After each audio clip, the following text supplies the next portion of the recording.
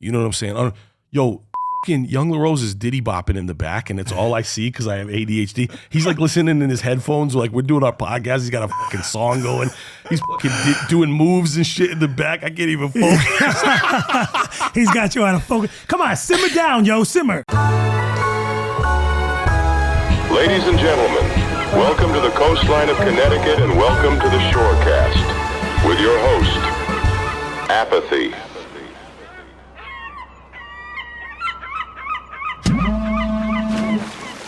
I want to take this time starting out to remind grown adults that these are opinions. Let them know. Preach. And I want to remind them what opinions are. An opinion is my personal opinion. I don't ever act like I'm an authority, but I tell stories and I talk about the experience that I had through my eyes. And you can go home and you can write whatever fucking experience you had on a blog or whatever you feel like. But I'm just going to talk my shit. Right. And so you can save your horse shit of coming at me like it's a serious thing. I don't give a fuck. I like when people put their different opinions, though. Right. I appreciate that. Mm-hmm. Then there's some people who try to come at you like they feel like they're going to bust you out. Well, then they meet Petty King. So, you know, they're ready for it. I'm ready for it. Right. So anyway, this is opinions. Yes. For all the adults, the grown-ups who need to be reminded of that. So who is it for you? The Ace? Who is it for you? The debate. Okay, forever. here we go. The number one, the Ace, is Jay-Z. Jay-Z's your number one. Fuck yeah. That's interesting. I get it, and I could understand that you would be like that because I know how you are with stuff.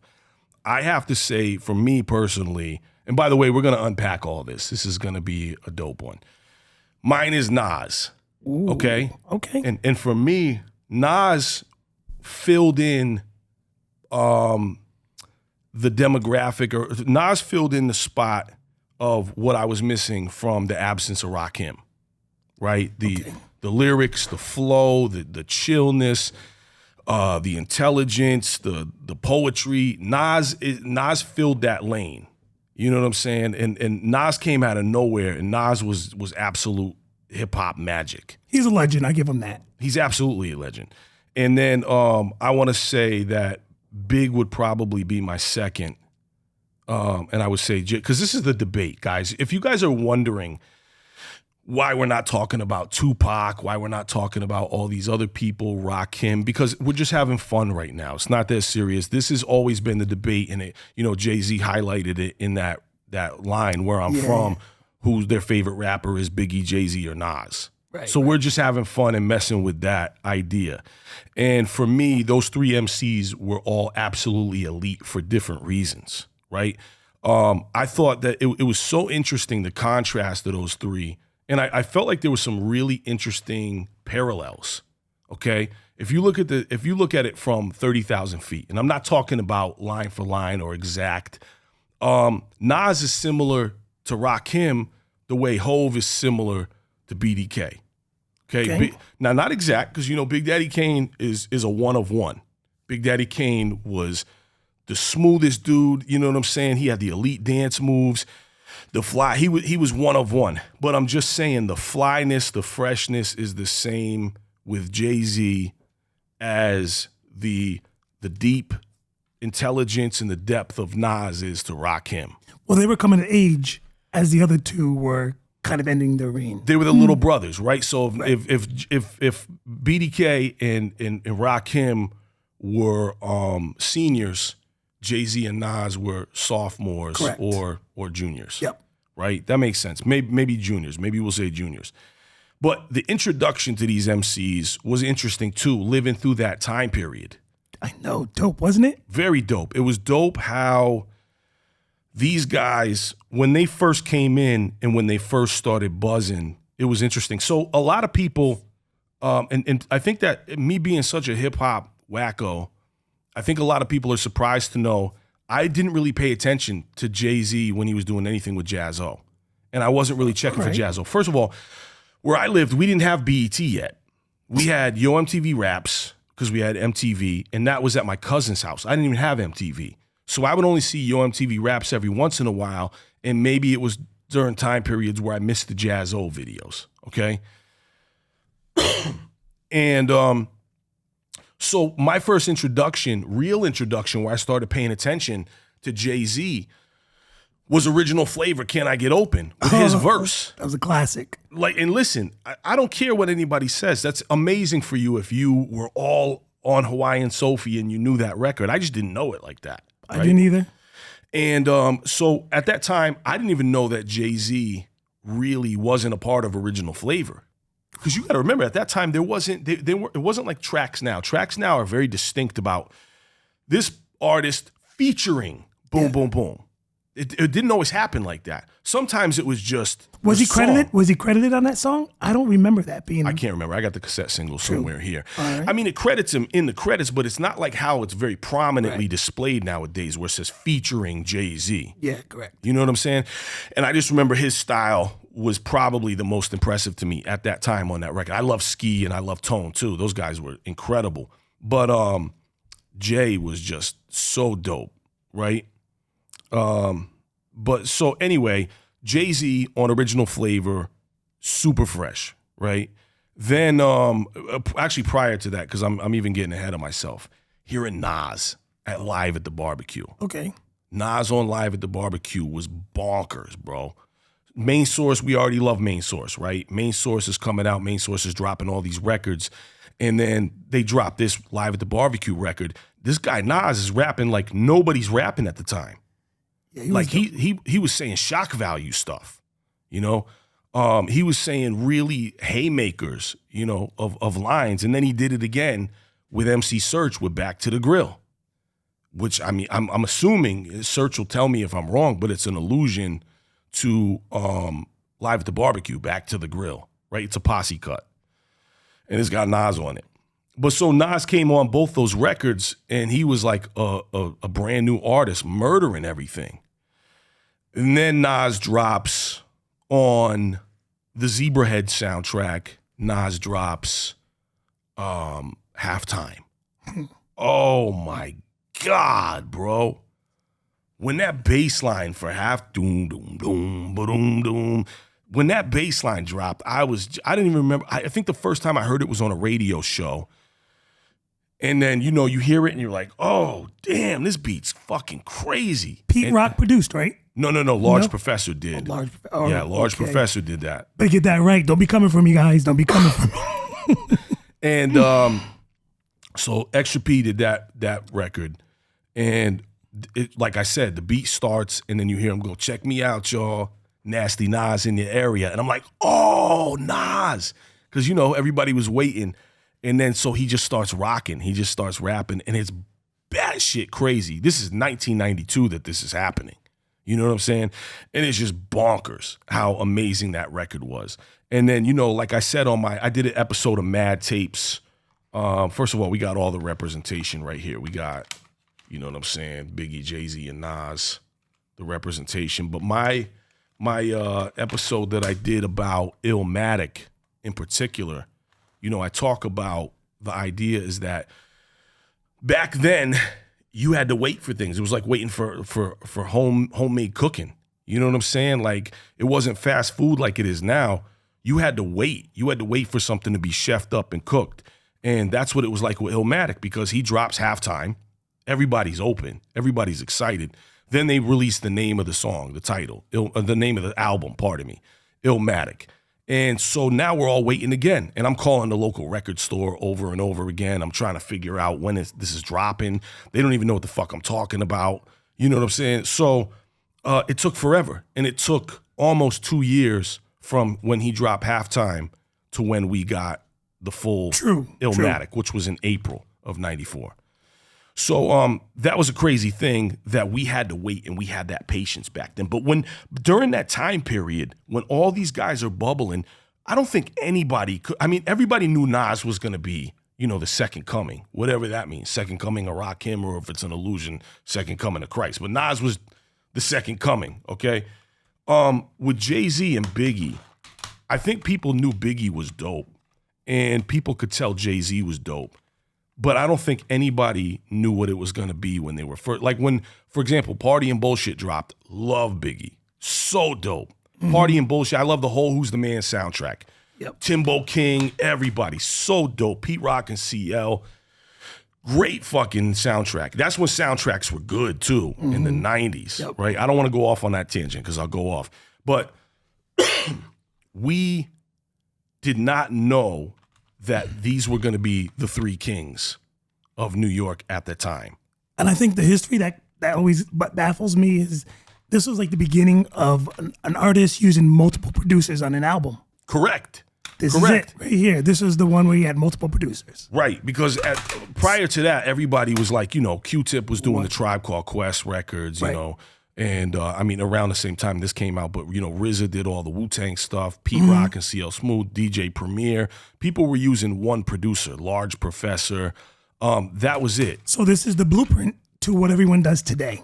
Pretty much. I mean, yeah. It would. I think it naturally would have. It just broke the seal. You know what I'm saying? It just it cracked it open. That would have naturally eventually ended up happening, but that was the first one. And fuck, what a lineup, bro! What a fucking lineup! Fucking amazing. Premier, Pete Rock, Large Professor, Q-Tip, LES was on there. Am I forgetting anybody? Every time I do this, bro. Large Bro. Okay, yeah. That's bonkers. What a fucking debut to be produced by those guys.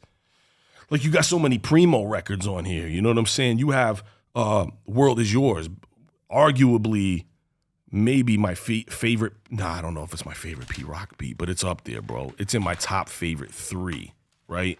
It's got to be in my top 3 of Pete Rock beats. But fuck, what an incredible debut. And I think personally, out of these 3, Illmatic is the best debut album, which once again is my personal opinion. Don't come arguing at me. Well, the good thing is my opinion is different because my number 1 out of those 3 would be Reasonable Doubt. No shit. I knew you were going to say that. Listen, man, every record on this is off the hook. Okay. Bomb. When that came out, what was your first, do you remember the first time you heard it or the first recollection of anything you heard off of it? What was it? My cousin was DJ back then, so he went to pick the album up, the original press, because he was a DJ, so he went to go get him before the album was released. Okay. So I heard it before it was released in his vehicle, driving back from somewhere in Stanford back to the Norwich area. And I was hooked. I heard the whole album from the drive back, and I was instant fan. I knew of him, but his album I was like, yep. Right. Were you a Wu-Tang fan at that time too? I was. Okay. So for me, this was 1996. I'm 17 years old. And this is a funny thing for me to say because people are surprised by this. I didn't love this album when it first came blasphemy, out. Man. Didn't love it when it first came out. I'll tell Get this guy. Get him. I'll tell you why. At that point in time, I was becoming more of a serious MC, right? And I was super into the underground. So I loved the scientific, neurological, bionicals, microscopicals, spheres, lyricals. Right. And, I was down with this crew at the time, Alien Nation. And, I was listening to just really super underground stuff that a lot of my homies were doing. So what this album represented to me at the time when it first dropped was just, it just felt like, I don't know, man. I don't know. I love that braggadocio style. That's I love that shit. I like that too. But listen, it didn't take long for me to get on board though. I'll tell you what, it was Brandon's dad. Brandon edits our podcast. Brandon's like my godson. He's in the background. Shout out Brandon. He's in the background doing the work. You guys have heard me talk. And his father is Open Mike, who's done all my graphics, who started Demigods and raps on Demigods. And so it was me and Open Mike, and we had our homegirl named Jen, right? Jen had this shitty little red car. And we would drive around. Poor Jen's pissed. We drove around, and I remember this album had just come out. And we were driving around in Jen's car, and everybody was smoking blunts. I couldn't smoke at the time because I talked to you about that. I had a fucking panic attack. But they're all listening to this. It's nighttime. We're in some part of Connecticut closer to New York. I don't even fucking know. And we're listening to this album. We were all listening to Biggie, which was older at the time too. But we were listening to Reasonable Doubt. And I was starting to get it, and I was starting to feel it, and I'm listening to it, and I'm like, oh, okay. I didn't give it a chance before. That's what I'm saying. Because I was just so into the spiritual, hyper-lyrical shit that I didn't give Reasonable Doubt a shot at the point, And like the I wasn't into it. You know what I'm saying? Some of the singles on it, I wasn't into it. But I think we were driving in her car and Brooklyn's Finest came on. Oh, that's my shit. And it was the first time I heard it. And I was like, oh, damn. And then I think I heard Can I Live? Oh, that's another one. No. I heard Dead Presidents. Okay. Classics. Now I'm going to say something that this album accomplished that I don't think happened up until this point yet. You remember how when rock back in the day, all of a sudden heavy metal and rock groups started making power ballads, like slower, bigger, heavy rock songs. You know what I'm saying? Guns N' Roses did November Rain and all those big power ballads. These Can I Live and Dead Presidents are like hip hop's first power ballads. You know what I'm saying? Like they were so epic sounding. I can't remember anything before that making big kind of slow tempo, big emotional, epic movie sound and shit. I'm trying to think. I mean, there are records that painted visuals like, you know, Ice Cube and Biggie and all that. But I think this was the first time where that was accomplished. Well, I like Brooklyn Finest. I like the lyrical dancing back and forth between Big and Jay. Yeah. Shit's incredible. It is incredible. Fucking dope. It is incredible, but I always thought that line was over the... If she had twins, they probably have two Pacs. Yeah. Get it? Two Pac. And I remember being like, nah, man, that's too easy. That's corny, bro. I always thought that line was corny. I don't give a fuck what anybody thinks. You're entitled to your opinion. Get him, guys, because I thought it was dope. You can. And I thought Biggie did some good disses here and there to Tupac, but that line was just silly. But let's make no mistake about it. Brooklyn's Finest is elite level lyricism back and forth, trading back and forth. And you know what else I loved off this album was Friend or Foe was crazy. Love that. Friend or Foe was crazy. I'll tell you what though, and I don't care. I'm 46 years old now.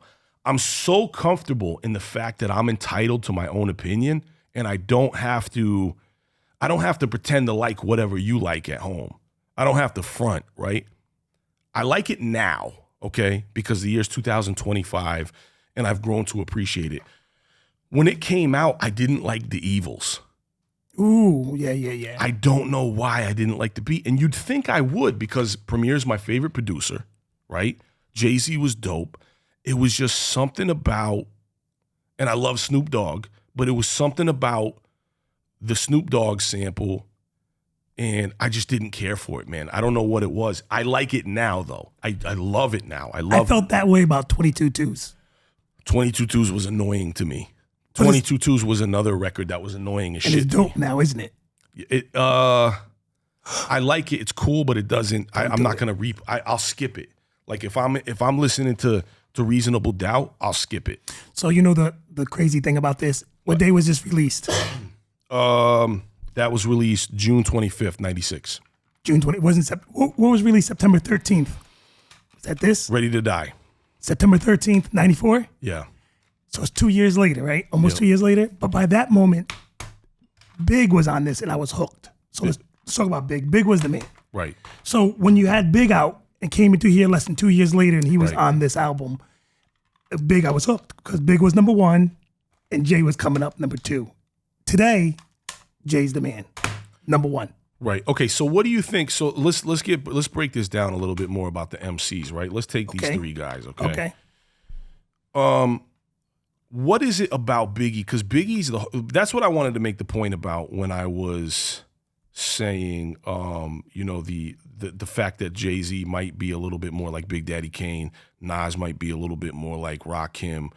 What do you think it was about Biggie? Because Biggie was like, and I hope you guys understand what I mean by this, because I don't mean he was anything like him, but Biggie was like ODB in the sense that nothing sounds like Biggie. No. Nothing fucking sounds like Biggie except for the people who came after him trying to sound like him. Shine. Right. Anything. But Biggie, when Biggie dropped, Biggie was fucking one of one. Nothing even remotely sounded like Big.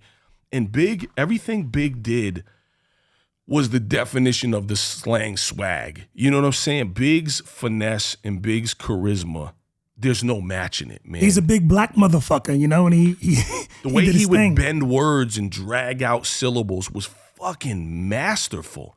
Big, it was just man. like, You always had that bop. You know what I'm saying? Big could freestyle a cappella, and you feel the rhythm. You know what I'm saying? You feel that bop. That's where Biggie was brilliant. And he didn't write his verses.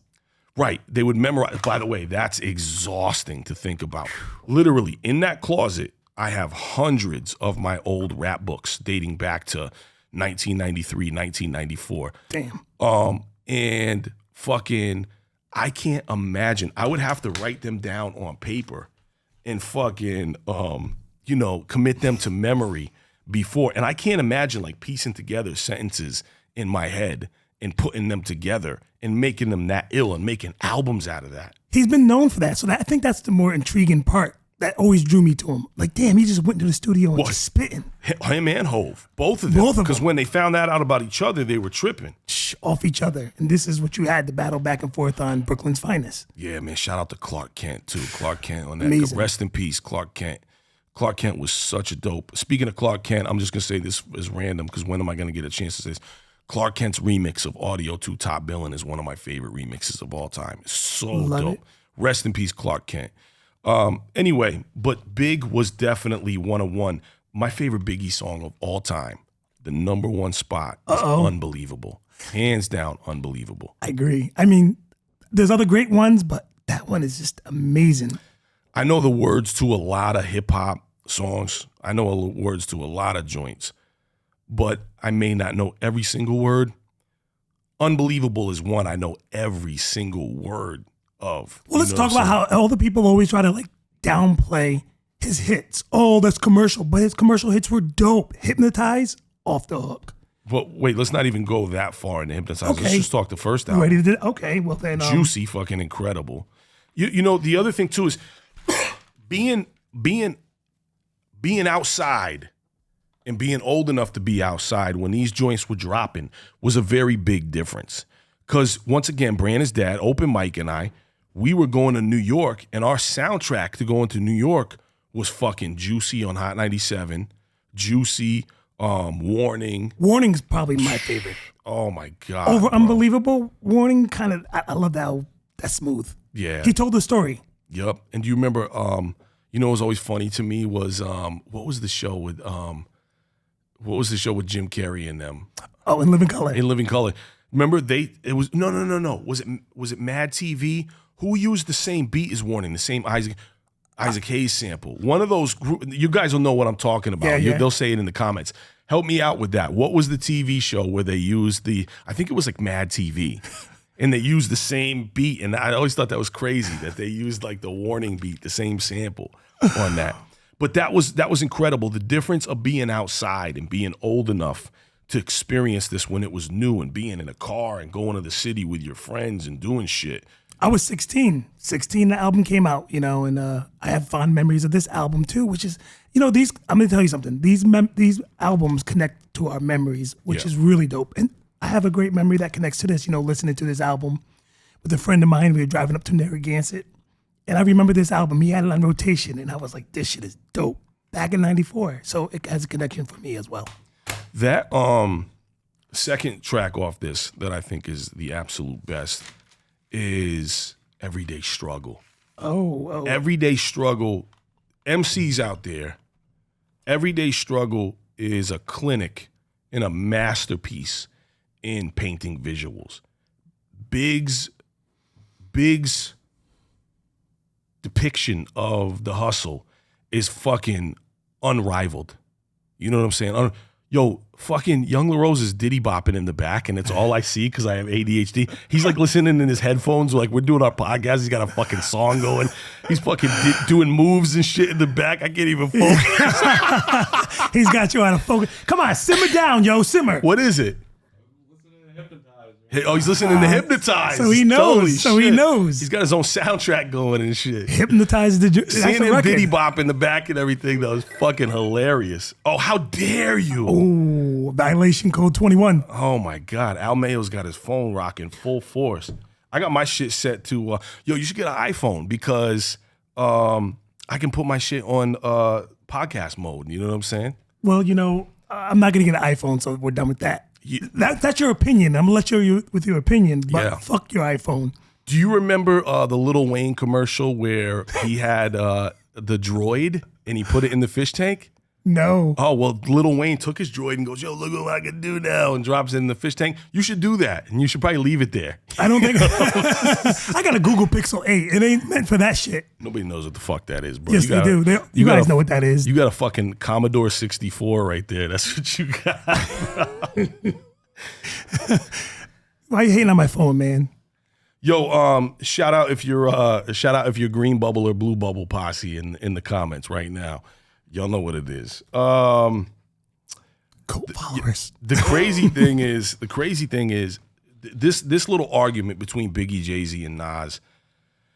The GOAT debates never stop, and they never ever fucking will. You know what I'm saying? Like, the GOAT debates are crazy, whether it's Kendrick and J. Cole or any of those guys, Drake. I'm going to catch shit because I said Jay-Z's number one. There's going to be people out there who's going to be like, how fucking dare you? He's trying to be big. Oh, goodness. Yeah, there's a lot of Jay-Z hate now. There more is. than ever, bro. Like, they don't respect it. More than ever. Well, you can expect that since he's the number one wealthiest music artist ever. Yo, I want to take this time to dedicate our show to the memory of the legendary Malcolm Jamal Warner. Man, that's tragedy. Beyond tragedy, man. It was really sad hearing about that. Theo Huxtable is one of my favorite characters of my childhood. I love the Cosby Show so much, and Theo was so fucking dope because he was, he had a great role as a big brother, but he wasn't an asshole about it. You know what I mean? Like, he was a good dude. He was a solid dude. He was dope. And it's heartbreaking because Malcolm Jamal Warner seemed like, all I've seen is positive comments about him. Mm-hmm. People who knew him, people who, interacted with him. I heard he was a great dude, I saw his last video that he recorded, and they posted, he died on his daughter's birthday. He had a flower in his ear, and he's talking about just smile. And that shit was hard, man. That's Hours tough, later, bro. he was dead. That's insane, man. Tragedy, man. It's awful. Rest in peace, Malcolm Jamal Warner. Yeah, man, absolutely. Drowning is terrifying, bro, because a lot of things, I think the one thing that I learned, because you learn it when you get kids, drowning isn't like splash, splash, help. It's silent. Like, drowning is silent. Like, once you get to that panic state, you can't. Well, I'm a dark man, so I watch a lot of those videos. So I've seen a lot of drowning videos. And Al the Dark Man. Yeah, DMX. I've seen the videos, and it's tragedy watching people drown. It's not like what you think. What Al means is Al watches a lot. Yo, you would have been in the 80s, you would have been the kid who always rented Faces of Death. Traces of Death was the other one, too. Traces of Death? I don't remember that one. I only remember Faces of Death from the VHS store. I used to watch them. This dude will text me all the time and send me somebody in like a Brazilian outside restaurant getting assassinated by a dude who pulls up on a moped. And I'm like, why are you sending me this shit, bro? It'll be like 2:30 in the afternoon. I'm getting a text with an assassination in South America. It's probably the 50th video I've seen too. And I'm like, oh, let me send App this one. Right. It's like man in China set on fire by angry worker. And I'm like, what the fuck, bro? That's my feed. Anyway, I don't mean to make light of the tragedy that happened. No. That's terrible. Rest in peace to Ozzy Osbourne too, who just passed. Right. Yesterday or today? This is no disrespect saying it. It's in a positive manner, but dude, he probably exceeded a lot of expectations for survival, bro. What he put his body through and how much he did. I don't know how old Ozzy Osbourne was. We got to look that up. But hold on. How old was Ozzy Osbourne? I'm gonna guess 76. I'm going to guess right before we see it. Yeah, I'm going to say 78, bro.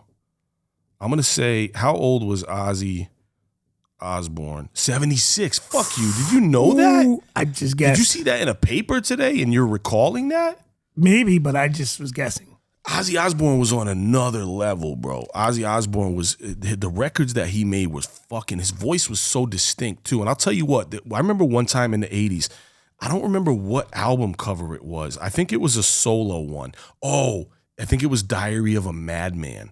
My parents had the vinyl, and it scared me. I was a kid, and I saw the cover,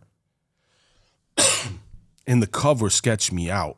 I mean, I had barely anything about Ozzy Osbourne. I mean, it's probably some white people. Wasn't he shit. like, it's got to be some WPS. Wasn't he like on a reality show or something? Yeah, Fuck you. Are you shitting me? Ozzy Osbourne was the lead singer of Black Sabbath. Okay. I remember. Yes, I know a little bit. He was a singer. He bit off of a pigeon's head, right? What the fuck? Yeah, that's what he did. Get out of my podcast right now. I don't know bro. Ozzy Osbourne, man. My blackness says ooh. Oh my God, dude. There's gonna be black folks coming for you in the comments. They bro, are, right man. Don't now. come at me, yo. Don't come at me, man. Anyway, Diary of a Madman, not Madman. See how Jodeci I am, bro? See how fucking hip hop R&B. Anyway, Diary of a Madman, the cover now, which had me shook, is fucking laughable now that I'm looking at it. It's like silly. But as a little kid, when I was like, fuck it, look at this cover. This shit looks like a joke. This shit looks like Halloween Town, you know, where you go buy masks and shit. Pause funny, like, okay. And then boom, they snapped the photo. But it tripped me out when I was a little kid. I'm looking at it, I'm like, you know what I'm saying? There was the records were good though. Did your parents have vinyl in the house? Nah, we were too poor for that. We probably had just cassettes. Get the fuck out. Nah, you guys have vinyl. Everybody had vinyl before. We were in the projects. There was no vinyl. Matter. You know, he had Everybody a long vinyl. run. 76 years. He didn't die a young guy. 76, that's an average life. That's still kind of young though, but he beat the shit out of his body. I mean, he with all the drugs and the alcohol and the partying and the touring, and I don't know if he smoked cigarettes or not, you know. Well, that's a good run for all that shit. Bro, listen, when you watch the show, he was shuffling around like Mum Ra the Ever Living. Like, I'm not even trying to disrespect. I'm just saying, like, God bless him that he made it that far. But look, he was a rock star, bro. He was a rock star. Look what he put his body through. Look what he did. Imagine the fucking groupies that guy must have had, man. Imagine the tour, the stories, and the girls, and just the parties and the life. It must have been batshit crazy. No, those stories that come out now that he's gone, all those stories are coming to light. Maybe not. But Ozzy Osbourne was a huge part of my youth. Black Sabbath, Iron Man. And let me tell you something. My son, his favorite song for a long time was Iron Man, to the point where he made me run it back, where I couldn't stand listening to it anymore. I've never heard it. Oh. all the fans right now are probably like, this motherfucker, get him out of here. Holy shit. I can't name one song by him. Sometimes it's like being a friend with a fucking alien from another planet. It was the first time he's seeing fucking Reese's Pieces. You know what I'm saying? Like, sometimes come on, man. Blows my mind. There's more brothers like, out there who understand. They're like, who the hell's he? I don't know. You guys know. What did they have you in a fucking cryo chamber for most of your life? You miss so many things, bro. What the fuck? Poor me. I want to talk a little bit about something interesting that happened with Illmatic. We know that fans consider Illmatic to be like the hip hop Bible, right? Okay, it's one of the greatest of all times, right? Perfect album. People herald it as one of the greatest of all time. But something interesting happened, and I've seen so many accounts of this, whether it was the documentary or interviews on YouTube. But Illmatic was one of the biggest bootlegged albums of all time. Like, it hit the streets, and people wanted it so bad, the demand was so high that they bootlegged the shit out of it, which affected the sales, okay? Faith Newman talks about it, Search talks about it, all these guys talk about how it affected the sales and how it fucked things up. Now, the other interesting thing that happened, when you look at this as like a little biosphere of life, right? Biggie drops, Ready to Die. The whole death row movement happens. The story that I heard, and somebody please tell me where the fuck I heard this story from, because I can't find it on YouTube, and I don't remember if somebody told me, if like one of the homies told me. But the Source Awards, 94 Source Awards, or 94 around that time period, or 95, right? Whatever would have been. 95 would have been Outkast's win. 95. Well, the other thing though too is that, like, you know, I guess it was 94 because Illmatic dropped April, Biggie dropped September, which is late in the year. So would they have been celebrating awards that late in the year, or would it have been 95. early 95? 95 Source Awards, I think, was the start. That was the big one. Right, and you got to think, at that time, fucking Death Row is jumping. That was when Andre 3000 said, "You ain't got no love." Or no, what did he say? Something about the South, right? You got no love for the South. Yeah. Outkast when they won. Yeah, I think that's right, Andre. Maybe that was 90s. I don't know. Don't quote me. I don't remember that. I don't know at all. Anyway, my point is this. Illmatic for awards got overlooked and got outshined. And somebody told me, I think Questlove was there, because Questlove was there because the Roots were popping at that time. Roots dropped Do You Want More that year. And Questlove said every time Death Row and Biggie kept winning awards back to back, that Nas shrunk in his seat more and more. And I think Nas was impacted by the success of those other guys and the lack of success of Illmatic, maybe monetarily. Because let's be real, Illmatic was a legend that was built, okay? Especially in comparison to all other albums. It was unbelievable at the time. It was a haymaker at the time, but these other ones started to gain more commercial success. And they said every time an award was won that wasn't Nas shrunk in his seat and was probably got hurt by that, And if that's the case, that's where Nas was mounting his next attack for It Was Written. Look at the stark contrast between Illmatic and It Was Written. Look at how he got hits. He got with, Poke and Tone, and he started making different records.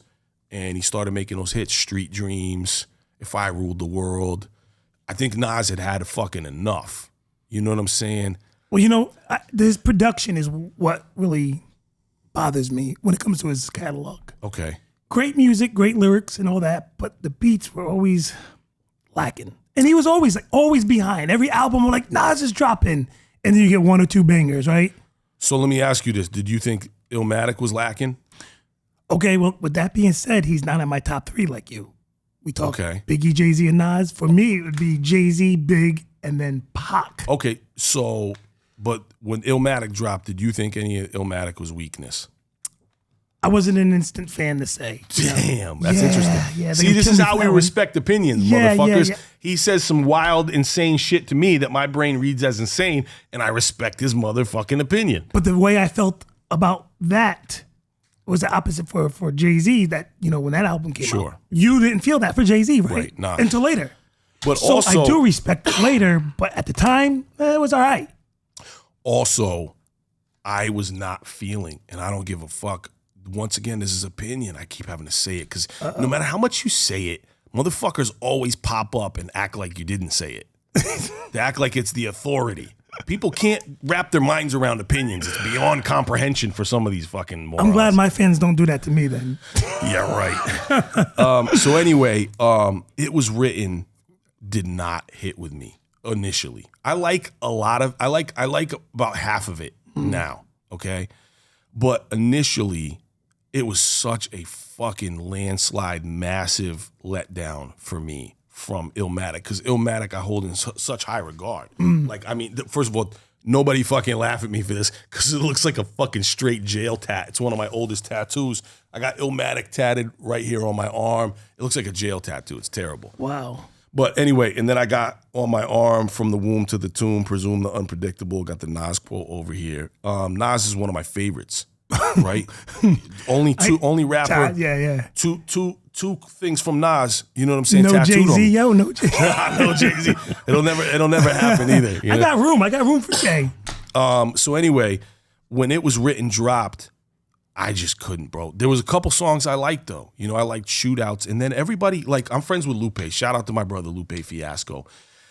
Lupe has always been a huge proponent that Nas's lyrics were astronomically better on It Was Written than Illmatic. And I think that's fucking crazy. I respect the opinion, but I don't agree. Well, what's your favorite album by him?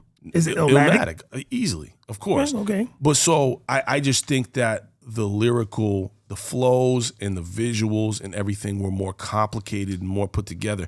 I felt It Was Written, he started to simplify it more.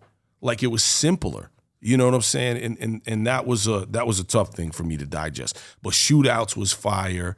I loved If I Ruled the World more later, right? When it first came out, I was just like... Like I'm lying. When it first came out, I was like, Same pretty much, And I love the... Street Dreams I didn't like. I like the Street Dreams remix though. The Street Dreams remix was pretty dope. And the message was fire. That's the best on this. That was the best record on the album. Fake Thug, No Love, You Get the Slug. the best record on the album. Gusto. For my opinion. Right there, even though I like those lyrics, it's just way more simple than anything on Illmatic. The beat was Fake dope. thug, no love. You get the slug, see before Gusto. Yeah. It's just really, it's a lot simpler, which is okay because I dig the album now. It's the same effect that happened with J. Rue the Damager for me. The Sun Rises in the East was an absolute fucking infallible masterpiece to me. Great memories for that album. And The Wrath of the Madness was a little bit of a letdown for me. And that's okay, because he gave me the first legendary joint. You know what I'm saying? First legendary album. So that's all right. But I don't know, man. I don't see all the hype in the build-up of It Was Written. I just can't. I'm not in love with it like that. What did you feel about... Wait, let's do this in order. Wait a minute, what came first? Volume 1 or Life After Death came first, right? Or was that the same year? Life After Death was 97, and then Volume 1 was 97. 97, yeah. Yeah. So what Post was your 97. What was your feeling about those sophomore efforts? Was that with Sunshine in it? Yeah. Well, we knew that was commercial That corny. fucking video, bro. Yeah, it was cheesy. It was Oh my cheesy. God. But aside from that song, that record, I think the album was dope. It had a lot of good hits. Yeah. It was a good soft. Was it better? No, it wasn't better, but it was still good. Volume 2, though, I don't give a fuck. No, I'm we're getting too far. We're gonna go there. Yeah. Volume 1. Volume 1, sophomore. A Million is a masterpiece. But here's the thing. Too short. I like the version of A Million with the same beat, the same initial one, because you know where the beat switches in the middle. I don't like that second one as much. Me neither. Same thing. But there's a version that has the extended version. Yeah, I love the extended version. love the extended one Because The Million was too short. It was like a minute, and you're like, I want more, and they did the remix. Right. But so that I still got to get Preem to send me, because nobody has the extended version of A Million that's dirty. The only one that's out there is the clean version. And I need Preem to send me that fucking extended just for my personal listening. You know what I'm saying? He could also send a Volume 1, a Reasonable Doubt LP if he's got one. I know he probably doesn't have a stack of those. Just saying. No, I'm kidding. That'd be fire though to get that from Preem. You know what I'm saying? I would die. Yo, one note. I want to go back to Ready to Die. Okay. The edits on this, they edited things on this. Like on Gimme the Loot, they said, I don't give a fuck if you're pregnant, give up the number one mom pendant. But they edited out pregnant, they edited out a few things. Like the new, because once again, when I was with Open Mic and we would ride in Open Mic's car, Open Mic had the original OG first version of this that was unedited. Is it on this one too or no? No, I think this one's a I'll listen to this and check. I remember they edited out Blow Like the World Trade too. World Trade. I'm blowing up like the World Trade, yeah. Edited it out. Yep, they edited it out. I think maybe this is a fucking OG. I'll have to listen to it in a minute, but that'll be dope if it's the original. But goddamn, that was so corny to me when they fucking edited that. And also I don't give a fuck if you're pregnant. Come on, bro. Like it was so stupid that they edited that out. There's a couple things in hip hop history that have happened like that. But he should have edited out, you look so good, I'd suck on your dick. That was I would have said edit. Right. I don't care. I love that there's people who try to ride for that line. No, you don't get it. It's Richard Pryor. I don't give a fuck. Big violated. And I love Big, but Big violated that one. Yeah, I'll leave that in the past with Richard Pryor. Yeah. Leave that right there in the 70s with that. But Diddy probably said, hey, that sounds good. Diddy was like, yeah, leave that shit in, motherfucker. So Life After Death. Oh, come on, man. I bought that. I love that. I bought the double CD when it came out. Love it. And I thought, like most double albums, too much. Oh. Too much. Violation, man. Come on. There's records on there. Dope double album. I'll tell you what, though. Here's the thing. I don't give a fuck what anybody thinks. I never was, and this is no disrespect to them because I honor them. I honor them as legends. When there are people who have accomplished a certain thing, I say, you did your fucking thing and you have a great core fan base of people who love you, but it's not my taste. I was never into Bone Thugs and Harmony. Oh, me neither. Never. Yeah. And that's no disrespect to them because they are legends and they are pioneers in what they've done. They are amazing at what they do. It's just not for me to listen to. Same. Never. Same. However, I fucked with that Notorious Thugs shit. Dope. Yeah. Especially Big's I like verses. the whole album, I think was good. Was it better than Ready to Die? It was a different style and it was just as great. Just as great. But then we're gonna go back to we're gonna go back to Tupac. Because the double album, All Eyes on Me, I love that album. And I know he's not on the list and we're not having that discussion. But I'm still gonna talk about Pac because he's my top three. Yeah. He's the three right there. I love Pac's music. I don't give a fuck what people say. Oh, he was an actor. I don't give a fuck. He produced wonderful music that was dope to this day. I still listen to Pac all the time. Pac is one of the most interesting artists to me because there's things about him I loved so much, and there's music of his I loved so much, and then certain things I just flatlined on and didn't care about at all, right? Like early Pac, I was a huge Tupac fan. I Get Around. I bought Strictly For My, I bought Tupacalypse Now, had both those tapes. I Get Around is one of my favorite songs of all time. His verse on, All Around the World. Classic, perfect verse, perfect debut. He was incredible. Love Pac and Juice, you know what I'm saying? I had so much love for Pac, but there was certain shit I was just like. I don't care what no one says, his energy was unmatched. Yeah. We have to agree on that. Yeah. He was a lunatic, bro. He was a lunatic. And it's just so sad that these guys spun out and went to a crazy level, you know? We lost greats. We did lose greats, and I think that there's so much to that story, those stories that, a lot of people that won't ever really see the day of light or people won't make sense out of, It's a tragedy, man. It definitely is. I always think, it's fun to have those thoughts and to have those things like, what would things be like if Pac and Big were here? They would have made missteps. Let's think about all the guys. Let's think about Biggie, Big Pun, Big L, Pac. Let's think about what if those guys were still here. They would have made some missteps. They would have made some shit that we would have thought was corny. Well, here's what I think. Jay-Z's now the billionaire, the number one, the richest music artist to this day, right? I think Big would have been right there. Big would have been up there. Big was smart. He would have gotten away from P. Diddy and would have done his own thing. My personal opinion is he would have been just as big. Yeah, and just as big. He would have made smart records. He would have done the dopest shit. He would have really blown up. He would have continued. Big in the 2000s would have murdered, bro. Think about the Dipset era, the mixtape era. We lost so much greatness. Picture Pac in the mixtape era. Fuck. Can you imagine Tupac? How prolific these guys were doing. Like, remember when 50 Cent had his run making all the mixtapes? Mm-hmm. Imagine Pac in the mixtape era. He would have killed it. You know why? Because he was a workaholic. Always dropping records. His work ethic was bonkers, bro. I don't give a fuck. You can't fuck with Pac. I'll fight to death on that one. Pac, top three. Pac's work ethic was unbelievable. Love it. And can you imagine how much fucking beef he would have started? It would have been insane, bro. From the time period that we're talking about. Okay. All those albums.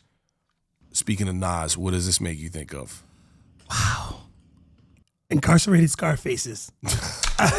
Ice Cream. It makes me think of the records, though. That's what it makes me think of. Yeah, but I'm talking about relating to Nas. This album, from that time period that we're talking about, has one of the greatest Nas verses of all time. Cue the lights, cameras in action, glamour, glitters, and gold. I unfold the scroll, plant seeds, the stampede, the globe, till I'm deceased. By then the beast will rise like geese to conquer peace, leaving savages to roam in the streets. Woo! Bro, once again, tattooed on my arm from the womb to the tomb, presume the unpredictable. Yeah, dope. That verse was an absolute haymaker at that dope. time. That's one of the greatest verses of all time. It's up there with I Bomb Atomically and just those verses that stood out in that time period. And God, Nas just murdered. They ice skated on that record. That was absolutely amazing, man. But listen, man, you just pulled the purple tape. That's a classic in itself. This isn't just a regular purple tape, dude. This is the rare one with the Shala Raekwon logo right there. That's the ill purple tape. That's the ill one. You're talking about Nas on a classic record, a classic album. That's why Nas is in my top 5. You know what I noticed? Here's from a mature standpoint, here's what I figured out about my top 5. Ooh, let's hear it. It changes. Okay. Yeah, definitely. my top 5 changes of how I feel over the years. One year you would have asked me, it would have had maybe RZA or, Chuck D in there or J. Rue or Jay-Z. Yeah. It changes. My it's top dynamic. 5 currently, and a lot of these characters involved are recurring characters who I always have in there, but some of them switch up. Right now, I'll say my top 5 Give it to us. What is it? Number 1, Pharoah Monch. Number 2, Nas. Number 3, Rakim. Number 4, Ice Cube from 88 to 92. That's your top 5? I'm not done. Prodigy, number 5, okay? Honorable mentions that come in and out, pause, and change up is Brother J from X-Clan, Jay-Z, J. Rue the Damager, Lauryn Hill, Chuck D, Inspector Deck, Big Pun. I think that's it right there. There's more. I know there's more that I have,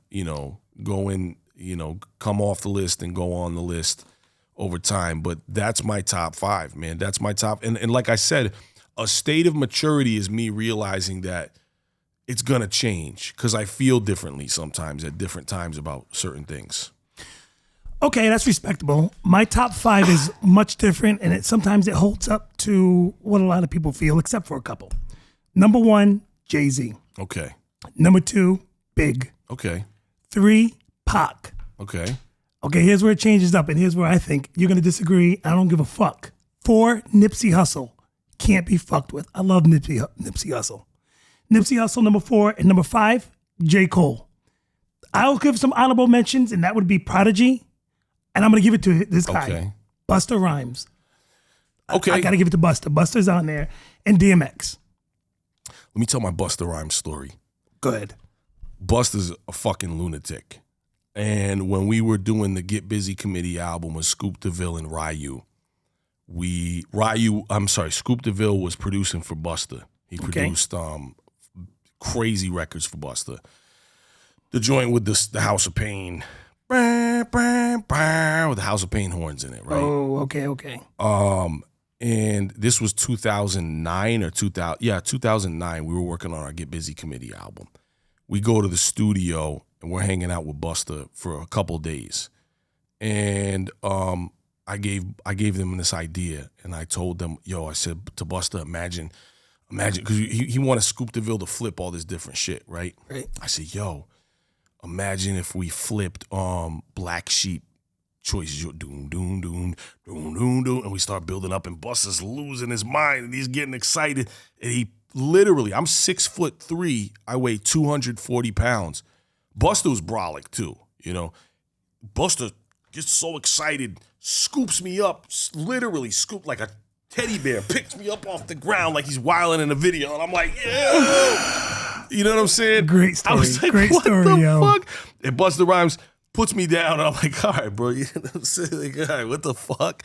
And then so we go back, and Busta's like, I'm gonna tell y'all something, man. I'm gonna do a verse for y'all on this Get Busy Committee project.